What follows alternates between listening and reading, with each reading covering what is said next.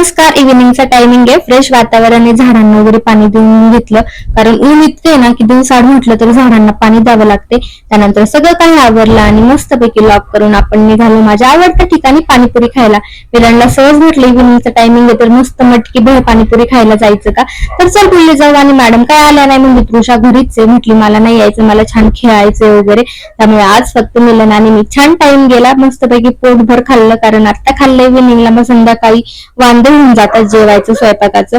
खाऊन पिऊन निघालो आणि मग कॉल आला, एक पार्सल आलंय म्हणून. तर मिलन तेच चेक करत होते नक्की पार्सल काय, कारण एकाच कॉस्टचे 2-3 पार्सल होते आणि ते आजच रिसिव्ह होणार होते. त्यातले कोणतं एक आले ते माहित नाही. मग पार्सल घेऊन आले ते. तर माझ्या सगळ्यात आवडती गोष्ट होती म्हणजे माझा बॉडी मिस्ट. तर जे अन्न कोणी नाही ना तुम्हाला असं परफ्यूम, बॉडी स्प्रे, सेंट वापरायची सवय असेल, आवडत असेल, त्यातला हा तुम्ही नक्की ट्राय करा.